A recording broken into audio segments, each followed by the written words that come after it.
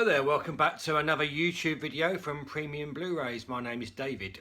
This video is going to be an update on my watch list journey, the films that I have seen this past week. I have seen 11 films this past week, so I will not be doing reviews of all of them, especially the bad ones, but I'll be doing mini reviews of most of them. The first film that I saw that I want to talk about is called Underwater. Yeah, okay, Underwater is a kind of a B-movie, monster movie type film, but I think Kirsten Stewart really elevates it by her performance of taking the action very, very seriously. Yeah, she looks ridiculous in her skimpy underwear, but just the way she portrays a woman in peril is absolutely fantastic, I think, and it just makes the movie so exciting. Her acting, and you know, it has cool effects as well, and the whole thing has kind of a feel like the abyss, and probably it feels a bit like watching a film like Aliens, Sphere, those sort of underwater films. I know Alien wasn't, but you know what I mean. And it's just kind of like really exciting. It's great if you've got a subwoofer, and it's just I absolutely loved it. The second time I watched it, and I'd thoroughly recommend it if you want just a good.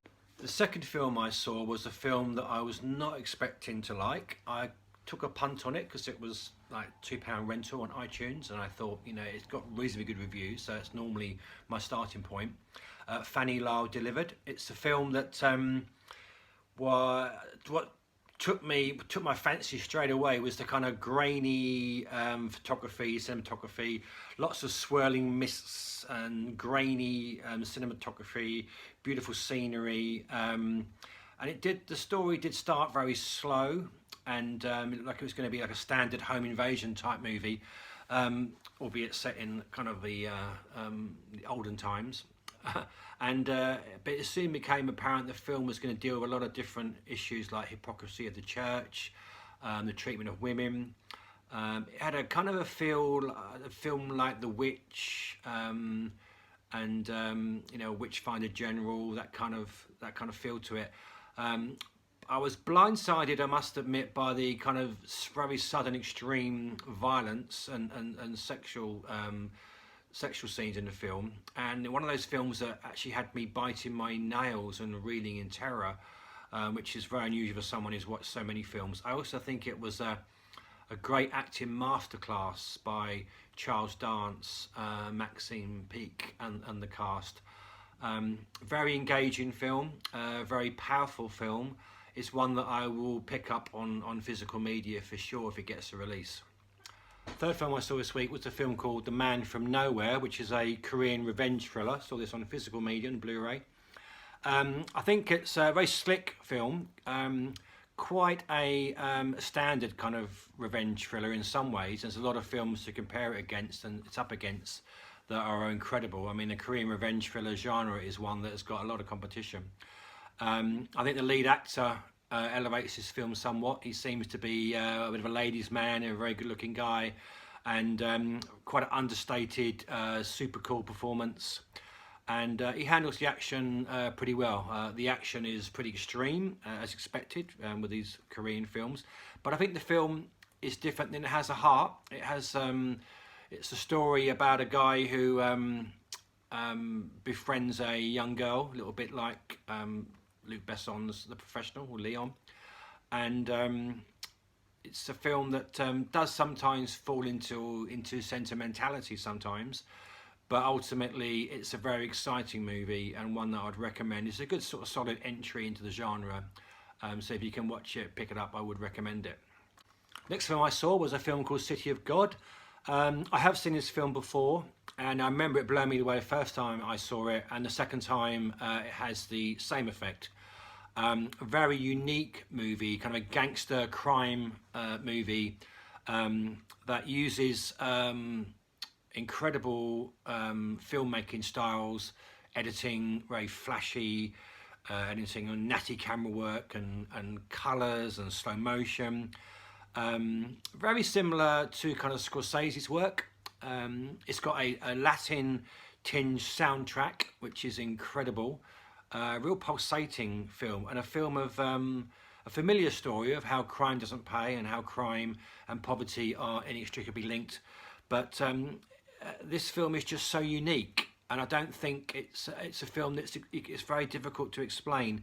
It does remind me of films like Donnie Brasco and Carlito's Way, where you kind of know the way your film's going to end up.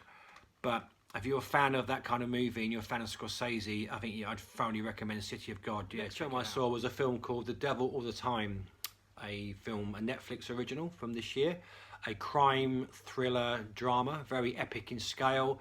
I found it mildly diverting. There were kind of flashes of excellence, and the cast were really good. Tom Holland, I particularly thought was good, and Robert Pattinson also cast as a preacher, which is quite unusual.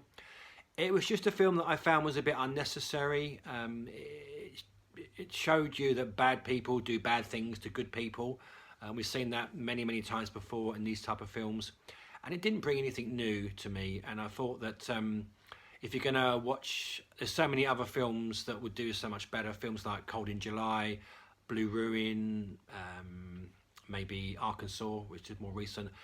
And it was very grisly, this film at times, a bit too grisly for me. Maybe I'm getting soft in my old age, but I wasn't feeling it. It was a long film as well, but I can see that how people would enjoy this film, but it just wasn't for me. The next film I saw was a film I was really looking forward to, because I love it when Arrow suddenly pop up with these indie horror thrillers that they sell with the slipcases and the booklets and the posters.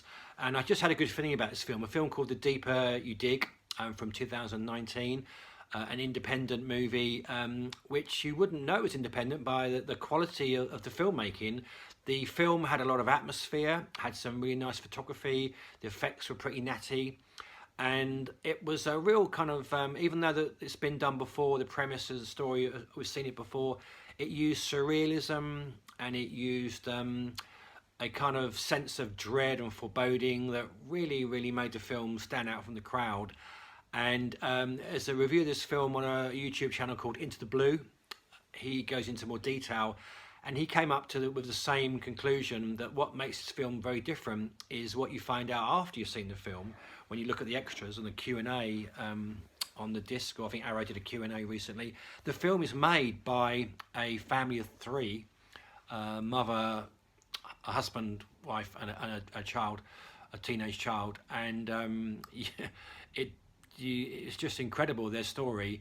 And that just, when you realise that the film was made in that way, it elevates the film drastically, in my opinion. And sometimes the way a film is made, you think about Monsters, Gareth Edwards, if you know the story of how that was made, it just makes the film more interesting. And I'm looking forward to watching it again with that knowledge. So this week I watched a film called Fallen Angels, a film directed by Wong Kar-wai, I think I pronounced that correctly. I have no idea why I haven't seen this before. I'm a big fan of his work. Obviously, you've got films like Chungking Express and In the Mood for Love that are very famous. This is incredible movie, very similar in some ways to Chungking Express, the way it's filmed with the rainy neon cityscapes. It's got a very cool soundtrack. This is a very original film, and the director places his camera in really unusual places using very beautiful angles, and the film also veers into comedy and surrealism. And I mean that the pig massage scene was a bit too weird for me, but he also does some shootouts, and I've never seen a shootout. The way that this director does shootouts is incredible. The use of the sound and the slow motion just blew me away. I mean, it's a very energetic, exuberant film, and it's also depicts loneliness in a very haunting way. There's a line in the film. I think he says, I never said I liked you, I just wanted company. And it's just one of those films that you feel like you're watching a series of music videos in some way, and it's segmented into different stories. And you can also tell that there's no script to speak of, or storyboard here. You feel that when you're watching the film, and that was borne out when I looked at the extras when the director of cinematography that's the way that he likes to work with the director. But yeah, I mean, if you haven't seen Fallen Angels, then, and you're one Kai Wah fan, then I'd be very surprised, and number two, I'd sort it out quickly. Yes, I mean, it's been a good week. The films that I've seen, apart from maybe The Devil All the Time, but most films that I've seen are really liked and kind of 4-star rating type films. There are a couple that I weren't so happy with. A film called Cajillionaire that I saw as part of the London Film Festival. Saw that on the streaming service on the BFI player. Paid 12 quid for it though, which was really annoying because you couldn't actually play it on your TV. You had to be on a laptop, which was really annoying. But it was a film that I thought I'd enjoy. A quirky character comedy about con artists. I really kind of felt that would be my kind of film. But to me, it was ultimately disappointing. The depiction of a dysfunctional family as con artists, and it was quirky. The characters were kind of interesting. It was mildly diverting, I suppose. I feel that maybe I'm missing something. The director seems to be well respected, and I might check out her other pieces of work. But to me, I didn't gel with it, so I wasn't a big fan of Cajillionaire. Other film that I really didn't like, and to be honest, pressed the fast forward button maybe halfway through, a film called She Dies Tomorrow, another recent film made this year, I believe. Yeah, weird, strange. It did have some amazing visuals and a really good score, but it was about a woman who believes she's going to die tomorrow, and that thought process infects all of her friends. It sounded interesting, but to me it was just it was a bit boring and a bit too crazy, and I didn't really know why. What's the point of the film? They're not one that I recommend, I'm afraid. Yeah, She Dies Tomorrow. I mean, maybe she should have died today. But so the films up and coming this week, I need to continue watching A Brighter Summer Day. It's 4 hours long. I didn't realise that, so I'm struggling to fit that in. And I'm told it's a masterpiece by those in the know. I'm not seeing that yet, but I'm sure it will become apparent at some point throughout the film. So I'm looking forward to continuing my Brighter Summer Day journey. Other films that I've got, mainly physical media this week. Films I've picked up, a mixture of old and new. Farewell My Concubine. That is a film that I have seen a long time ago, starring the very wonderful and beautiful Gong Li. A film that actually, apart from Raise the Red Lantern as well, got me into East Asian cinema back in the day. So I'm looking forward to giving that a rewatch. A film called First Cow, which I imported from the States, an A24 film. I have no idea what it's about, but it's A24. It's got a nice slipcover, it's got good reviews, so it gets onto my watch list. That's the way it works. Samsara, which is kind of a documentary film set to music in the vein of Koyaanisqatsi, I believe. So looking forward to watching that for the first time.